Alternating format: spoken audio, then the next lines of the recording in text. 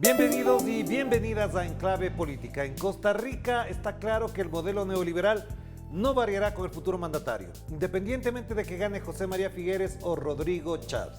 Los matices o diferencias entre los dos candidatos solo dan cuenta de un tema que sí es de fondo. ¿A qué grupos económicos responden o se deben cada uno de estos dos finalistas en las elecciones de este próximo domingo? Costa Rica está en el momento de pensar si efectivamente hay esperanza para mejorar su situación económica. Pues de esto queremos conversar con el analista político Luis Gerardo Arce, a quien le damos siempre la más cordial bienvenida. Qué gusto tenerlo por acá, Luis. ¿Cómo está? Muchas gracias, Orlando. Gracias a las personas pues que nos ven y nos miran desde la señal de Telesur. Saludos. Gracias, Luis. Y de entrada le pregunto, ¿cómo valora usted el momento que vive Costa Rica, tomando en cuenta que el domingo se definirá quién será el futuro mandatario? ¿En qué condiciones está Costa Rica para asumir este desafío democrático? Muchísimas gracias. Sí, es un panorama que de entrada podríamos calificar de bastante complejo, bastante complicado. En términos por cuanto la primera ronda significó un gran nivel de abstención, para esta aún todavía no hay certeza de si se mantendrá o aumentará.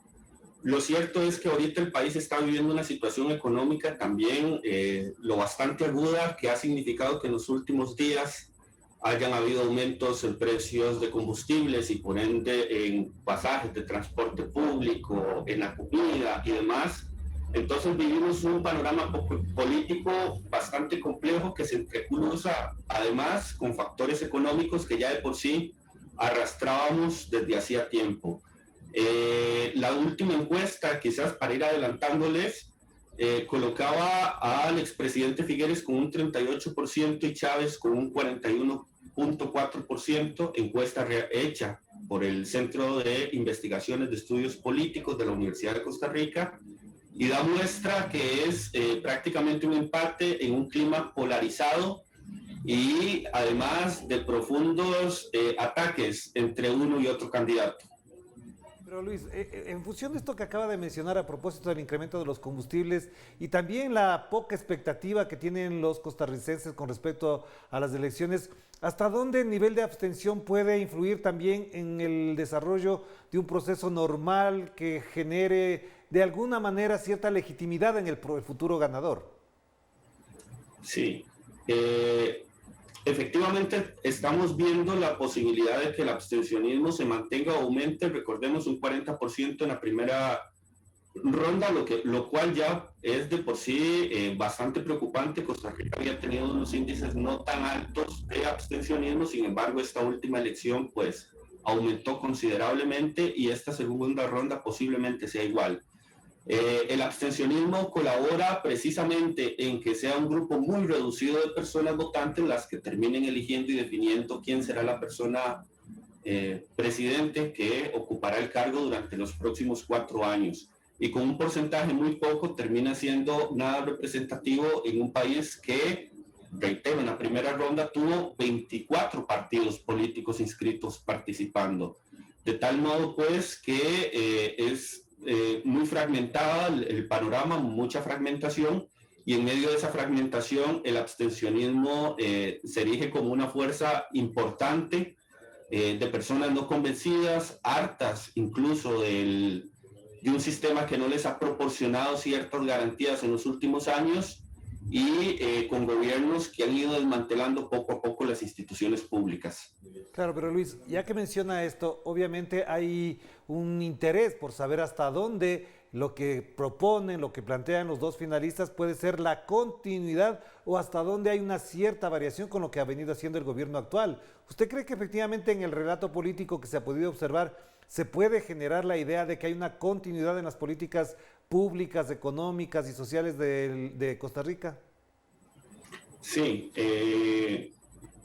sin duda es continuidad del modelo, de eso no hay duda. Estos últimos 4 años el gobierno del presidente Carlos Alvarado se ha dedicado a gobernar en alianza con poderosísimos sectores empresariales, ¿verdad? Algunos agrupados en organizaciones llamadas como Horizonte Positivo, que agrupa a grandes empresarios, y ciertamente quien quede en estos próximos 4 años no variará la ruta. Ya sea Chávez o Figueres mantendrán una agenda económica al servicio de los intereses del gran empresariado, continuarán con la negociación con el Fondo Monetario Internacional, continuarán en una seguidilla que se ha venido dando de persecución a las personas trabajadoras, y serán ellos quienes finalmente también recarguen el peso de la crisis sobre las personas, los quintiles más bajos de la sociedad, como ha venido sucediendo. Quizás uno y otro tengan matices entre sí, y cuando digo matices creo que es necesario apuntar, por ejemplo, elementos de índole un poco más autoritario, la forma en que cada uno y otro aborda ciertos temas en particular. Por ejemplo, la atención a los medios quizás hace que se diferencien, pero a grandes rasgos vemos que ninguno ni otro significará un cambio de ruta en términos económicos, y además consideramos que ambos significan un riesgo para los derechos ya conquistados para poblaciones como las mujeres, como las poblaciones sexualmente diversas, como pueblos indígenas, porque precisamente son la cara de un modelo que busca continuar extrayendo, continuar cargando la crisis sobre los hombros de las personas más pobres y trabajadoras. Claro, entonces Luis, uno de los asuntos con los que más se ha discutido en la campaña electoral es hasta dónde las políticas económicas van a tener un giro real. Parecería que no. Entonces le pregunto, si este es el escenario en el que se mueven estas elecciones, ¿qué hace o qué moviliza y qué estimula al costarricense a votar? ¿Cuál sería el factor subjetivo? ¿En qué medida la subjetividad del costarricense se está expresando este domingo? Sí, a ver, yo creo que hay elementos que están moviendo a las personas, temas particulares, ¿verdad? Uno de ellos es la generación urgente de empleo, con índices tan altos de desempleo en el país y con una crisis económica agravada que arrastramos desde antes de la pandemia. Lo lógico es que la gente esté deseosa de ver generación de empleo. Ambos candidatos hablan de generación de empleo en términos de los viejos modelos utilizados, es decir, de promover la inversión de capitales sin ningún tipo de regulaciones, más bien de regular los derechos laborales, de regular los derechos ambientales. Pero sin duda alguna, pues, el costarricense ahorita tiene interés de que hayan propuestas tendientes a la generación de empleo. Sin duda alguna hay temas que se entrecruzan. Por ejemplo, hace 4 años aquí en Costa Rica un tema que fue insoslayable y que marcó la elección fue el tema de los derechos humanos. Esta vez se repite, pero en menor medida. Es decir, un Rodrigo Chávez, por ejemplo, diciendo que revisará la norma técnica contra el aborto terapéutico, o un Figueres diciendo que se alía con los pastores de ciertas iglesias para iniciar una cruzada contra la ideología de género. Es decir, ambos candidatos también hacen coqueteos con los sectores más conservadores y religiosos, y creo que este tipo de elementos que estuvieron presentes en las campañas pasadas, derechos humanos, y esta vez el agudizamiento de la crisis y el desempleo, son como los factores motivantes de las personas para dirigirse a las urnas. Si bien es cierto, ninguno de los dos representa un cambio en el modelo, creo que al costarricense le falta también tener mayor capacidad de lectura en ese sentido. De repente las propuestas que más se han ido atrapando a la gente, por así decirlo, sean estas de resolver cuestiones a corto plazo, de encarar la corrupción y demás, pero ciertamente no se está haciendo la lectura clara de que ambos representan casi que la misma receta que se nos ha venido aplicando en los últimos años. Claro, entonces Luis, la otra pregunta para ir cerrando esta primera parte es, ¿de qué modo los perdedores o estos grupos que no lograron tener la mayoría para pasar a la segunda vuelta pueden influir en la decisión? Uno que otro ha planteado que ninguno de los dos candidatos es factible para el desarrollo de Costa Rica, pero tampoco tienen incidencia, es decir, prácticamente de lo que reviso en los medios de comunicación quedaron silenciados o invisibilizados en el debate político. ¿Estos grupos que quedaron por fuera pueden también influir en la decisión del domingo? Claro que sí, son grupos que de repente cada una de estas personas candidatas puede hablarles, ¿verdad? Y apelando a lo que estas personas en sus respectivas agrupaciones reivindicaban. es decir, o lo expreso de la mejor manera, pese a que, reitero, ambos mantienen una misma agenda económica, de repente hacen intentos en hablarle a sectores particulares, sectores de la economía, sectores productivos, sectores organizados, y de esta forma ir captando. Ciertamente es como muy complejo, por ejemplo, las dirigencias de los partidos políticos que participaron en la primera ronda y que obtuvieron, por ejemplo, representación parlamentaria, es decir, Nueva República, el Partido Unidad Social Cristiana, el Partido Liberal Progresista, el Partido Frente Amplio, decidieron desde sus respectivas instancias de conducción política no adherirse a ninguno u otro candidato, porque eso implica también, de alguna forma, enojarse con gran parte de los sectores que les votaron. Evidentemente Chávez y Figueres también suscitan y despiertan gran antipopularidad entre muchas de las bases de estos partidos, pero ambos candidatos han hecho un esfuerzo por ir a captarlos e ir a hablarles. Paréntesis, por ejemplo, el candidato Figueres ha sido uno que cambió su línea gráfica a mitad de esta segunda ronda, incorporando colores del resto de los partidos que participaron en la primera ronda, a modo de hacer guiños, ¿no?, con las militancias y las personas que votaron por esas opciones. Y lo mismo Chávez ha estado procurando conseguir apoyos, ha conseguido apoyos también de dirigencias, pero sin duda alguna creo que las personas que votaron en primera ronda pueden influir por determinadas circunstancias, suscribiendo a uno u otro candidato. Ciertamente creo que ambos también hacen la lectura de la necesidad de no quedarse allí y en avanzar en disputar el voto de los indecisos, que sigue siendo casi un 18%, y que cada vez que avanzan los días hacia este domingo se va reduciendo un poco más. Claro que sí. Hagamos la primera pausa, Luis Gerardo, para poder volver incluso plantearnos la perspectiva de lo que puede pasar en Costa Rica de ganar uno o el otro candidato. Vamos a la pausa.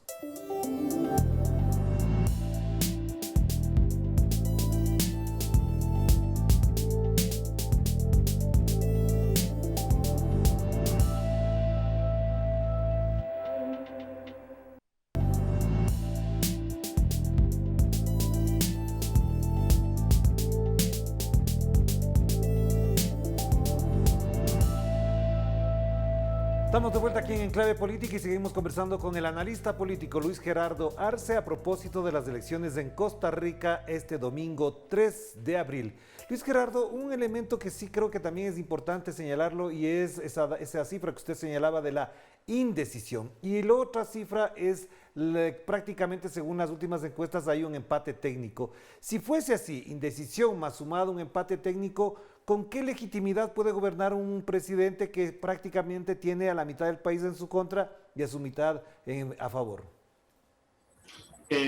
Con muy poca legitimidad realmente. Será una persona, ya sea Rodrigo Chávez o Figueres, que si verdaderamente tienen un interés genuino de construir agendas que saquen al país de la crisis en la que se encuentra, deberá sí o sí reunirse y dialogar con todos los sectores sociales. Y eso no es un ejercicio sencillo, en primer lugar, porque los mismos sectores sociales se han sentido de alguna manera, burlados o engañados porque los gobiernos anteriores que han abierto mesas de diálogos nunca no han cuajado en acuerdos reales. El gobierno actual de Carlos Alvarado, en medio de una reforma fiscal aplicada en 2018 que generó grandes movilizaciones de sectores organizados de la sociedad civil, de sindicatos y demás, convocó una mesa de diálogo que se tradujo prácticamente en nada, de tal manera que los sectores sociales y organizados y partidos políticos ven en el diálogo una necesidad, obviamente, cuando estos generan acuerdos reales. Y lo esperable de que ya sea Figueres o Chávez es que cualquiera de los dos trate de hacer estos esfuerzos de concertar, de hablar, porque ciertamente con quien llegue este domingo a la presidencia tendrá una legitimidad muy poca, es decir, tendrá un respaldo legal, constitucional, amparado en un orden democrático que en este país el Tribunal Supremo de Elecciones se ha encargado de fortalecer, pero ciertamente a nivel de legitimidad tal cual no la tendrá, y tendrá que hacer un esfuerzo mayúsculo por reunirse con todos los sectores y viendo un poco cómo se ha desarrollado la campaña. Esa es una de las preocupaciones, porque uno y otro también han asumido tonos un tanto autoritarios, tonos un tanto de creer que por sí mismos ellos van a poder sacar al país adelante, y no es así. La radiografía de estos 4 años es que el país ha vivido un proceso de fragmentación. Evidencia de ello fue que por primera vez en la historia tuvimos más de 20 partidos inscritos en una misma papeleta. Eso nunca había ocurrido. Y en esa Costa Rica diversa y plural y fragmentada, quienes tengan la labor de conducir al país en un puesto de presidencia y otros tendrán que hacerlo con ese talante, ¿no?, de diálogo y de escucha. Entonces ahí me cabe una inquietud también, Luis Gerardo, porque el candidato Rodrigo Chávez se apela a sí mismo como nuevo, pero ha hecho un señalamiento bastante interesante, que es el de la pensión mínima universal. Él ha hablado de la pensión mínima universal. ¿Es posible? ¿Hay condiciones para que ello? Este es un factor que posiblemente, como decía en la primera parte, movilizará la subjetividad a su favor, tomando en cuenta las circunstancias que atraviesa Costa Rica, no solamente por la crisis económica, sino por la pandemia. ¿Hasta dónde esta pensión mínima universal sí genera un nivel de expectativa y de aceptación entre los costarricenses? Gracias, sí. Rodrigo Chávez ha hecho esta propuesta. Figueres, sin embargo, también ha hecho otra similar en cuanto a una renta básica universal, y no han sido los únicos partidos. Hubo otros que abordaron propuestas similares en la primera ronda. El Frente Amplio, por ejemplo, hacía una propuesta de renta mínima feminizada dirigida a jefas mujeres de hogar, jefas de hogar, ¿verdad?, que tienen a cargo todo el desarrollo de sus hogares, ¿verdad? Es decir, todos los partidos, o no todos, al menos una gran mayoría, llámese el partido de Rodrigo Chávez, el Partido Social por Progreso Social Democrático, llámese Liberación Nacional, llámese Frente Amplio, llámese incluso Unidad Social Cristiana, todos de alguna forma presentaron propuestas tendientes a establecer o una pensión mínima, una renta básica universal, una renta mínima feminizada, pero todas precisamente buscando que hubiesen garantías, ¿no?, para ciertos sectores de la población mediante transferencias directas del Estado o mediante programas sociales o mediante esto concretamente, ¿no?, una pensión y demás. Da la impresión que tal vez la gente no se llegue a movilizar tanto por este tema, dado que otros partidos lo abordaron. Eso sí, Rodrigo Chávez, y eso podría explicar por qué pasó a la segunda ronda y por qué aún mantiene una ventaja ya mínima, pero la mantiene, y es que esto que usted indicaba, Orlando, es cierto. Él se vende como una persona de afuera, un outsider, una persona que llegó, que no tiene implicaciones en los casos de corrupción anteriores, que es nuevo.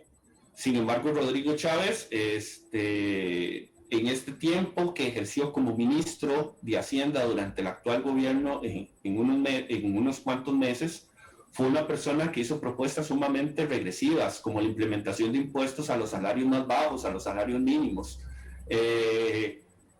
propuestas de recortes y demás. Y ciertamente es una persona que no tiene vínculos en los últimos años con la política partidaria de este país, pero que sí responde a un modelo económico que encaja perfectamente con lo que los últimos gobiernos y los partidos hegemónicos han venido implementando a lo largo de los años, que es un desmantelamiento del Estado, de las instituciones, y la implementación de un modelo neoliberal que en Costa Rica, podríamos decir, se ha venido aplicando a cuentagotas, no de manera, no mediante terapia de shock, pero en la que él ha tenido que ver. Y Figueres, desde luego, fue uno de los presidentes que durante su última gestión hubo cierres de ferrocarril, hubo el cierre de un banco estatal. Entonces, en ese sentido, el panorama no cambia.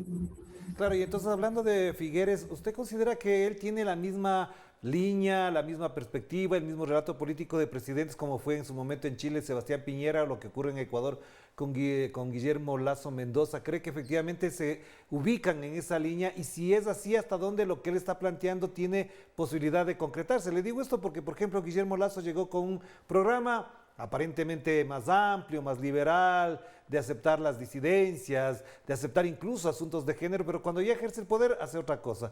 Efectivamente, Figueres está en esa misma condición. Sí, Figueres podríamos señalar que ha tratado, eso sí, de apelar a un discurso de amplitud, un poco como señala usted en el caso de Lazo y demás, de amplitud, de abrazar a todos los sectores. Reitero, su agenda económica no variará, pero hacia lo externo y lo que ha sido esta campaña, él sí ha procurado mostrarse como cercano a los sectores, dialogante, de que va a incluir a las personas de tal o cual movimiento, que incluso incorporará dentro de su gabinete a gente de otros partidos. Pero tenemos también con los antecedentes de su pasada gestión, no tenemos garantía de que ello vaya a ser así. Creemos de que, o consideramos de que quizás pueda hacer un intento de diálogo que no fructificará porque él ya tiene compromisos adquiridos, reitero, con grandes sectores empresariales, con sus propios donantes de campaña. Muchos son de Liberación Nacional, que ya han tenido también sobre sus espaldas cuestionamientos, es decir, por la forma en la que opera el propio partido y por los antecedentes históricos, sabemos que Figueres, pese al discurso que ha venido aplicando de quererse acercar a todos los sectores, en la práctica realmente responderá a quienes de alguna manera le han financiado su campaña, a quienes él representa también en términos de intereses más corporativos. Entonces, creo que pues se halla en esa misma sintonía de presidentes como Lazo u otros, ¿no? Que presentan un programa, pero que a la hora de llegada sin duda variará. Ya, para finalizar, entonces una pregunta más de orden geopolítico y regional. ¿Hasta dónde el futuro presidente de Costa Rica, bien sea Figueres o sea Rodrigo Chávez, tendrá en su entorno, incluso en su gestión, otra perspectiva, tomando en cuenta que las cosas han variado en la geopolítica mundial? Porque había intentos, por ejemplo, de acercamientos hacia China, hacia Rusia, sin contar directamente con Estados Unidos. Además, tomando en cuenta que, por ejemplo, en Honduras gobierna una presidenta de izquierda, es decir, es un contexto que ha ido variando. Por ejemplo, si ganara Figueres o Rodrigo Chávez, ¿cómo se instalarían en la perspectiva geopolítica regional, por ejemplo, la integración parte también de organismos como la CELAC? Uh-huh. En el tema de política internacional, por ejemplo, en los planes de gobierno y lo poco que ha dicho Rodrigo Chávez, empezando por él, ha sido muy poco.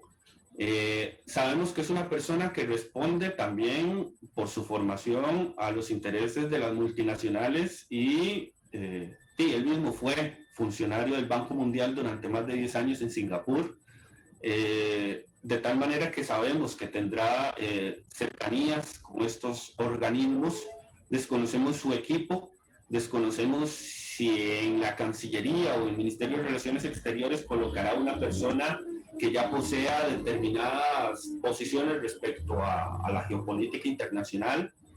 Más allá de eso, consideramos pues que Costa Rica en las últimas décadas ha venido desarrollando toda una política de Estado sobre ciertos temas. Por ejemplo, independientemente de si se trate de Chávez o Figueres, sabemos que cualquiera de los dos, por tradición histórica en el país, Costa Rica estará comprometida en la denuncia del bloqueo contra Cuba, por ejemplo, independientemente de quién quede. Eso no significará que, por ejemplo, Chávez sea una persona cercana a Cuba, ¿verdad? En algunas ocasiones ha manifestado algún tipo de opinión, hablando en clave regional. Figueres sabemos de que por tradición de su partido también mantendrá algunas de las líneas que ya el país adquiere, ¿no? O presenta en política internacional, y que quizás no varíen mucho de lo que ha venido siendo actualmente. Hemos de reconocer que, por ejemplo, voy a reconocer de que Chávez es una gran interrogante, ¿verdad? En tema de política internacional no ha quedado muy claro, él mismo no ha querido tener posturas al respecto.